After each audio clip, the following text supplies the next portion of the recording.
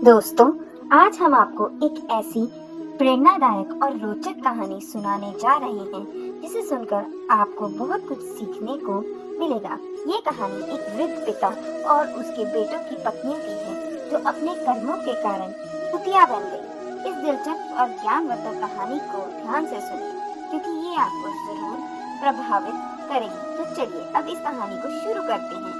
कहानी अच्छी लगे तो वीडियो को लाइक और चैनल को सब्सक्राइब जरूर करिएगा। दोस्तों, बहुत समय पहले की बात है। एक छोटे से गांव में जिसका नाम शिवपुर था, उस गांव में एक वृद्ध किसान रहा करता था। उस किसान के 3 बेटे थे। जब उसके तीनों बेटे बड़े हो गए और उनके विवाह की उम्र हो गई तो उसने नजदीकी शहर जाकर तीनों का विवाह कर दिया। और किसान बहुत ही धार्मिक था और प्रतिदिन पूजा पाठ में लगा रहता था। सुबह होते ही वह सबसे पहले गंगा स्नान के लिए जाता और नदी की पूजा करता। विशेष रूप से कार्तिक मास में वह गंगा स्नान को अत्यधिक महत्व देता था और रोज भगवान को माखन, दही, तुलसी और मिश्री का भोग चढ़ाता था। और इसके बाद वह प्रसाद गांव के सभी लोगों में बांट देता था। गांव वाले उसकी धार्मिक और भक्ति से बहुत प्रभावित थे, उसका खूब आदर करते थे। इसी दौरान उसकी जिंदगी में ऐसी घटनाएं घटी जिन्होंने ये साफ कर दिया कि इंसान अपने कर्मों से ही अपने भविष्य का निर्माण करता है। बूढ़े किसान का ये नियम था कि वह कार्तिक महीने के हर दिन गंगा स्नान करें और पूजा करें। कार्तिक पूर्णिमा के दिन वह विशेष रूप से गंगा स्नान करता और उपवास रखकर भगवान को भोग अर्पित करता। मगर उसकी तीनों बहुओं को उसकी वह धार्मिक आस्था बिल्कुल भी अच्छी नहीं लगती थी। वह अक्सर उसकी पूजा पाठ का मजाक उड़ाती और प्रसाद खाने से भी साफ इनकार कर देती। वह तीनों कहती, इसमें तो तुलसी के पत्ते हैं, हम इसे नहीं खा सकते, ये सब दिखावा है, बेकार का काम है। बूढ़े किसान को ये सब सुनकर बहुत पीड़ा होती, मगर वह शांत रहकर अपना काम करता और चुपचाप पूजा पाठ में लीन रहता। उसकी बहुओं को उसकी श्रद्धा एक बेईमानी और व्यर्थ की बात लगती थी, मगर किसान अपने नियम से कभी भी पीछे नहीं हटता।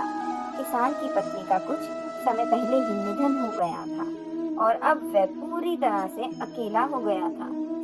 उसके तीनों बेटे जो कभी उसके सबसे करीब थे, अब अपनी पत्नियों के कहने में आकर उससे दूर हो गए थे। बूढ़े किसान का मन अब सिर्फ पूजा पाठ और भगवान की भक्ति में डूबा रहता। वह भगवान के प्रसाद को पड़ोसियों में बांटता और अपना समय भगवान के नाम जाप में लगाता। लेकिन उसकी तीनों बहुओं को ये सब बेहद नागवार गुजरता था। वह सोचती, ये बूढ़ा जब देखो तब पूजा पाठ में लगा रहता है, वक्त अपना समय पैसा बर्बाद करता है, कभी पंडितों को बुलाता है तो कभी दान पुण्य करता है।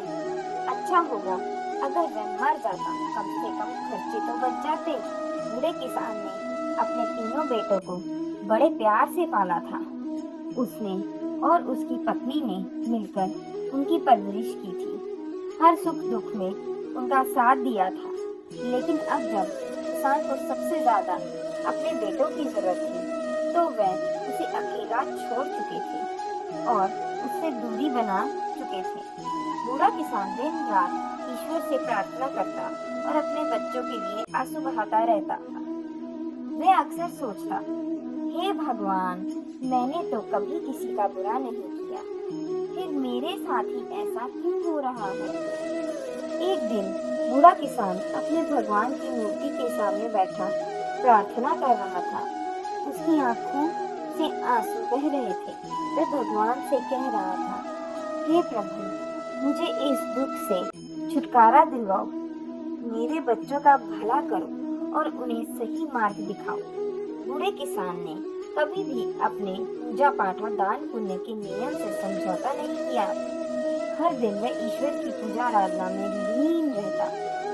लेकिन उसके तीनों बहुओं ने ठान लिया था कि वह इस घर में और नहीं रहेंगी। उन्हें लगा कि बंटवारा करके अलग हो जाना ही सबसे अच्छा रहेगा। मैं सोचती, अगर हम अलग हो जाएं, तो हम अपनी मर्जी से जी सकेंगे और ससुर जी के पूजा पाठ के खर्चे होने वाले पैसों से भी बच जाएंगे। तीनों बहुओं ने एक दिन आपस में मिलकर बात की और बंटवारे की योजना बनाई। उन्होंने अपने अपने पतियों को समझाने की ठानी कि वह अब समय आ गया है कि वह अलग हो जाएं। सबसे पहले छोटी बहू ने अपने पति से कहा, देखिए, बड़े भैया के बच्चे तो अब बड़े हो गए हैं, लेकिन हमारे बच्चे अभी छोटे हैं। हमें अभी बहुत मेहनत करनी है और बच्चों को पढ़ाना है। अगर हम अलग हो जाएं, तो हम अपने बच्चों की देखभाल बेहतर तरीके से कर पाएंगे। ससुर जी का खर्चा बहुत है, हर वक्त पूजा पाठ और दान पुण्य में पैसे खर्च करते हैं। मंजिली बहू ने भी अपने पति को समझाया, देखिए, अब बंटवारा हो जाना चाहिए। हम अपनी मर्जी से रहेंगे, क्या खर्चा करना है, क्या नहीं करना है, ये हम खुद तय करेंगे। ससुर जी के पूजा पाठ के खर्चे अब सहन नहीं होते। हमें अपने बच्चों का भविष्य देखना है और उनका ख्याल रखना है, तो अलग होना ही सही रहेगा। बड़ी बहू ने भी अपने पति से यही बात कही। देखो, हमारे बच्चे भी जवान हो रहे हैं, कल उनका विवाह भी करना है। अगर हम कमाएंगे और ससुर जी भी खर्च करते रहेंगे तो कैसे चलेगा? हमें अपने बच्चों का भविष्य सुरक्षित रखना है। अगर हमें सही ढंग से जिंदगी जीनी है और बच्चों का ख्याल रखना है, तो अलग होना ही एकमात्र उपाय है। इसी तरह तीनों बहुएं अपने पतियों को बंटवारे के लिए तैयार करने में जुट गईं, ताकि वे अपनी मर्जी से जी सकें और ससुर जी के खर्चे से बच सके। तीनों बहुओं ने अपने पतियों को समझा बुझाकर उनके मन में बंटवारे की बात डाल दी। तीनों भाई अब बंटवारे के लिए पूरी तरह से तैयार हो गए। गांव के पंचों को बुलाया गया और घर के बंटवारे की योजना बनाई गई। तीनों बहुओं भी बंटवारे में अपना हिस्सा लेने के लिए तैयार हो गई। पंचों ने पूरे घर को 4 हिस्सों में बांटने का निर्णय लिया। 3 हिस्से बेटों के लिए और 1 हिस्सा बूढ़े पिता के लिए।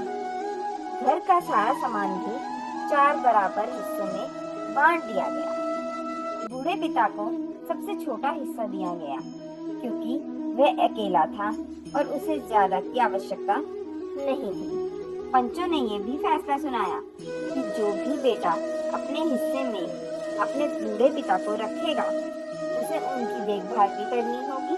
और सबसे पहले छोटी बहू ने साफ शब्दों में इनकार कर दिया। उसने कहा, मैं पिताजी को अपने हिस्से में नहीं रख सकती, उनका खर्चा बहुत है। हर समय पूजा पाठ और धार्मिक कार्यों में पैसे खर्च होते रहते हैं। हमें अपने बच्चों का भविष्य सुरक्षित करना है। इसके बाद मंजिली बहू ने भी कहा, मैं भी ससुर जी को अपने हिस्से में नहीं रख सकती।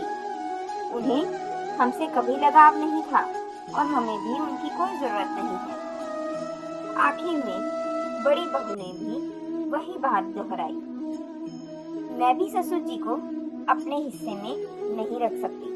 हमें अपने बच्चों का भविष्य सुरक्षित करना है और इसके लिए बंटवारा आवश्यक है। इस तरह तीनों बहुओं ने एक स्वर ससुर जी की जिम्मेवारी लेने से इनकार कर दिया और बंटवारे की प्रक्रिया आगे बढ़ाई। बूढ़ा किसान अब पूरी तरह से अकेला हो गया था। पंचों ने अपना फैसला सुनाया और चले गए। तीनों बेटों ने अपना अपना सामान अपने हिस्से में रख लिया और पिताजी के हिस्से में जो आया उसी में वह रहने लगे। अब बूढ़ा किसान अकेला अपने छोटे से हिस्से में था। निराश होकर अपने बेटों से दूर भगवान के साथ ही उसकी अब जिंदगी चल रही थी। अब वह अपने हिस्से में एक छोटी सी झोपड़ी में रहने लगा।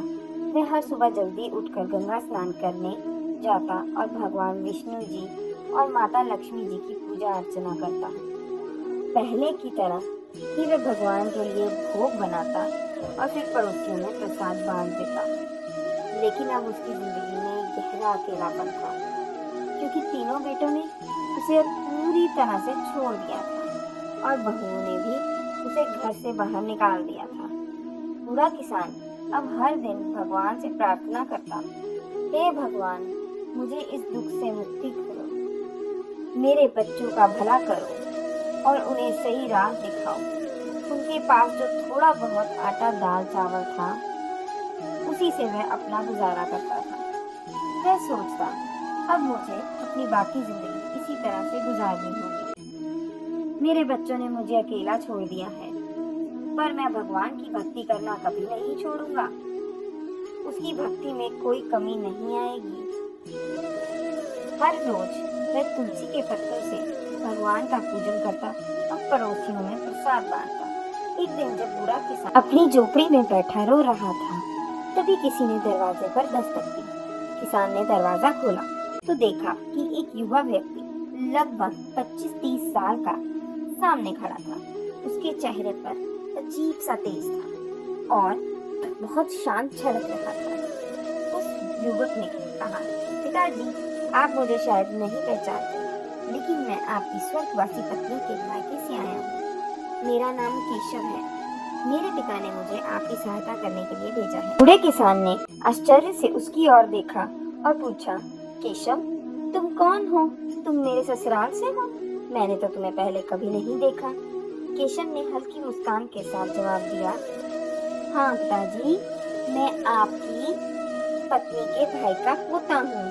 हमें ये खबर मिली कि आपके बेटों ने आपको घर से निकाल दिया और इसी कारण मेरे पिता ने मुझे आपकी मदद करने के लिए भेजा है। जब आपकी पत्नी यानी कि मेरी बुआ जी जीवित थी तो वह अक्सर आपके बारे में बातें करती थी और वह बताती थी कि आप उनका कितना ख्याल रखते थे। किसान थोड़ा भावुक हो गया और उसकी आंखों में हल्की नमी आ गई। केशव ने आगे कहा, आज बुआ जी इस दुनिया में नहीं है, लेकिन हमारा फर्ज है कि हम आपके हर सुख दुख में साथ रहें। आप अकेले नहीं हैं, हम आपके साथ हैं। किसान की आंखों में आंसू भर आए और उसने केशव को अंदर बुलाया, उसे बैठने के लिए कहा। किसान ने उसे एक गिलास पानी और थोड़ा गुड़ खाने के लिए दिया। केशव ने पानी पिया और गुड़ खा लिया। फिर उसने अपनी थैली से कुछ खाने का सामान, कपड़े, दवाइयाँ निकाली और केशव ने कहा, पिताजी, ये सब सामान मैं आपके लिए लाया हूँ। आप भूखे मत रहिए, हम रोज आपको खाना भिजवाएंगे। आपको जिस भी चीज की जरूरत होगी हम पहुँचाते रहेंगे। किसान ने केशव को आशीर्वाद दिया और भावुक होकर कहा, बेटा, तुम्हारा बहुत बहुत धन्यवाद जो तुमने मेरे लिए किया है। उसके लिए मैं ईश्वर से तुम्हारी सुख समृद्धि के लिए प्रार्थना करूंगा। केशव ने किसान से विदा ली और वापस चला गया। किसान ने अपने भगवान का धन्यवाद किया और मन में सोचा कि भगवान ने मेरी प्रार्थना सुन ली है, अब मैं भूखा नहीं रहूंगा। अब किसान को हर रोज खाना मिल जाता था। वह पहले की तरह भोग बनाकर भगवान को अर्पित करता और पड़ोसियों में प्रसाद बांटता, लेकिन उसकी तीनों बहू को ये सब देखकर बहुत जलन होने लगी। वे आपस में सोचती, आखिर ये बूढ़ा इंसान इतना खाना कहाँ से ला रहा है? इसके पास भी कमाने का भी तो नहीं है, फिर भी ये कैसे इतना तंदुरुस्त दिख रहा है? तीनों बहुएं उसकी सेहत देखकर उड़ती रहती। वे मन ही मन सोचती, हमने इसे इसलिए अलग किया था ताकि ये भूखा प्यासा जल्दी से मर जाए, लेकिन ये तो और भी स्वस्थ होते जा रहा है।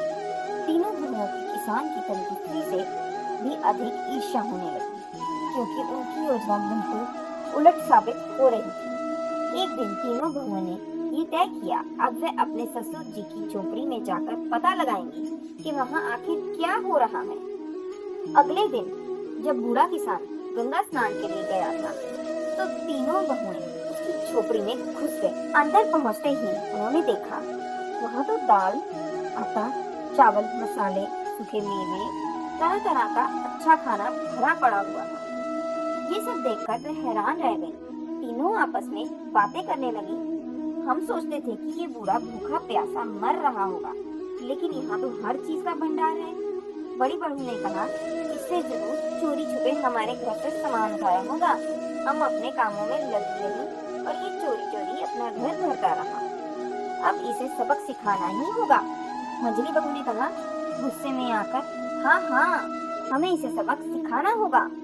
देखो इसने कितना सामान जमा किया है। छोटी बहू ने भी तुरंत सहमति जताते हुए कहा, बिल्कुल सही, हमें इसके खिलाफ कुछ करना चाहिए। अब और बर्दाश्त नहीं किया जाएगा। तीनों बहुएं झोली भर भर कर सारा सामान अपने घर ले जाने लगी। जैसे ही उन्होंने खाने का सामान उठाया, उनकी नजर उस सामान पर पड़े, तुलसी के पत्तों पर पड़ी। ये देखकर वे और भी चिढ़ गई। गुस्से में आकर उन्होंने तुलसी के पत्तों को नाली में फेंक दिया और अब उनका क्रोध और भी बढ़ गया था। वह सामान उठाकर बाहर जाने लगी, तभी अचानक एक अजीब घटना घटी। तीनों बहुओं ने देखा कि उनके हाथ और पैर धीरे धीरे कुत्तों के पंजों में बदलने लगे। ये देखकर वह पूरी तरह घबरा गई और जोर जोर से चिल्लाने लगी, पर उनकी मदद के लिए कोई नहीं आया। उनके शोर से गांव के लोग इकट्ठा हो गए, लेकिन कोई उनकी इस अजीब स्थिति को समझ नहीं पा रहा था।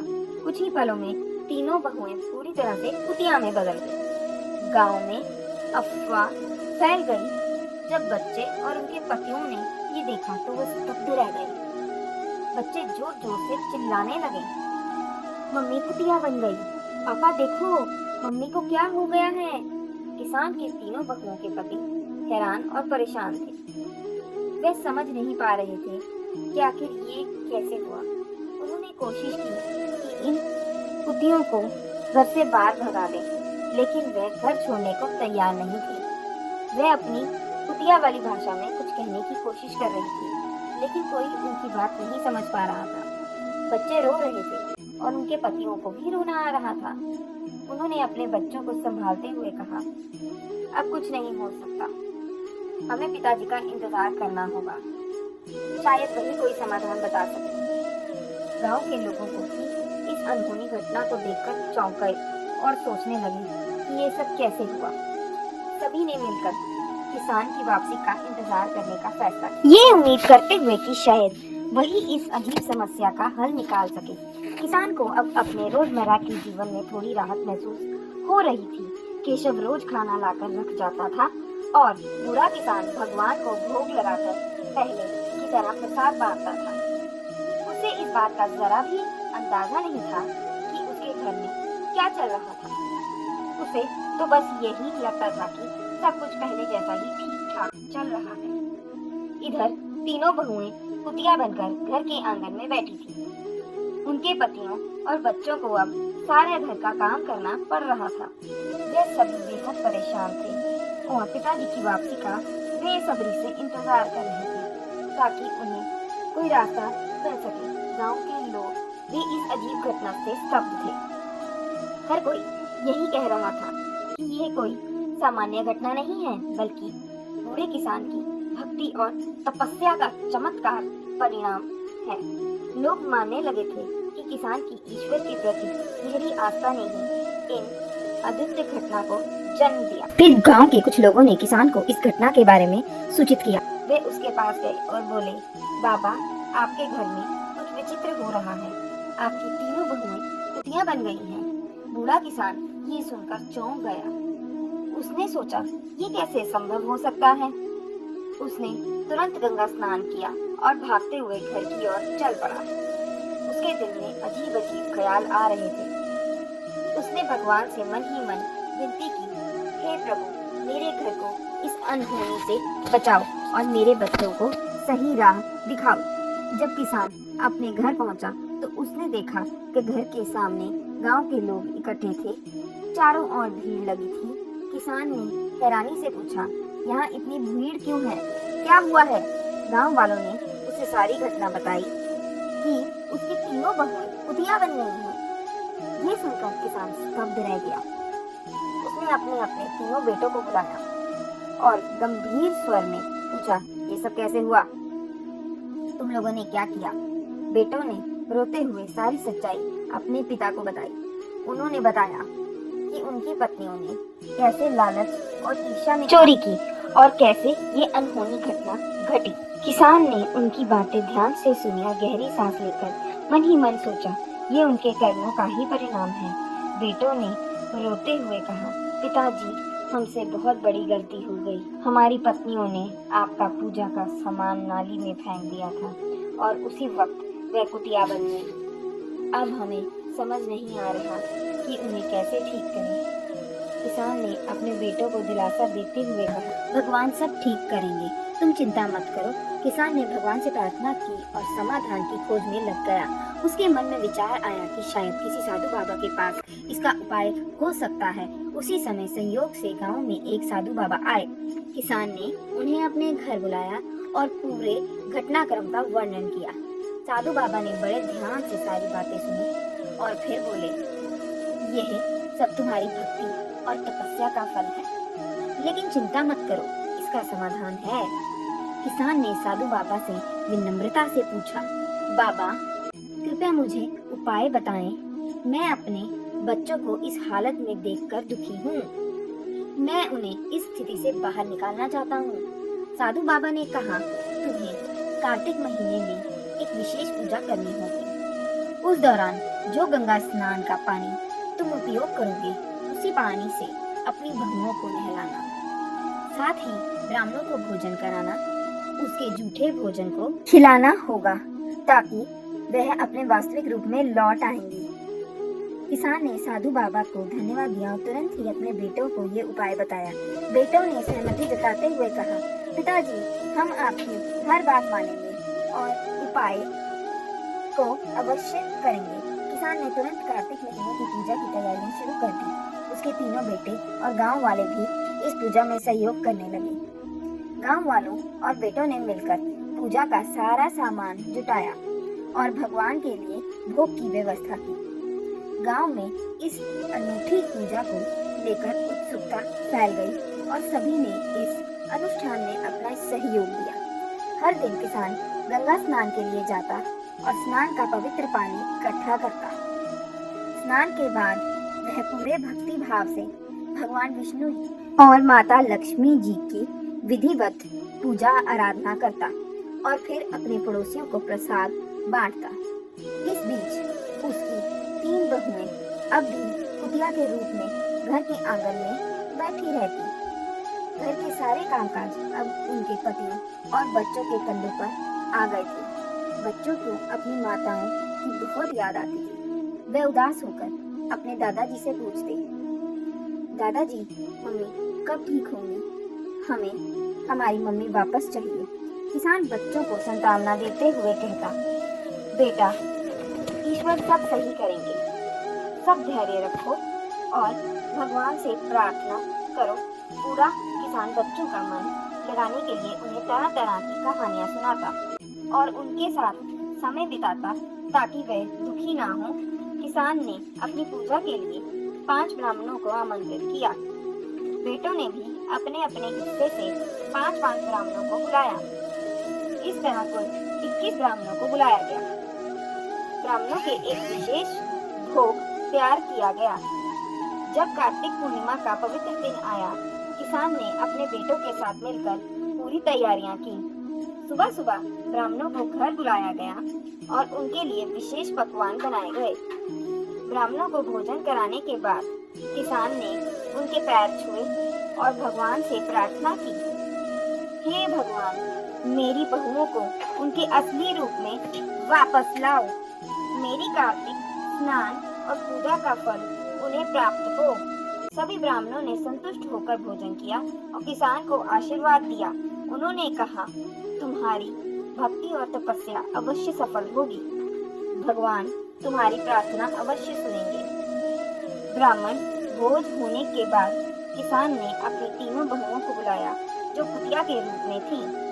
तीनों कुटिया भोग के जूठे भोजन को प्रेम से खाने लगी। इसके बाद किसान ने उनके ऊपर गंगा जल छिड़का और अपने स्नान के पवित्र जल से उन्हें नहलाया। जैसे ही गंगा जल और स्नान का पानी बहुओं के ऊपर छिड़का गया, तभी एक चमत्कार हुआ। धीरे धीरे तीनों बहुएं अपनी असली रूप में लौटने लगी।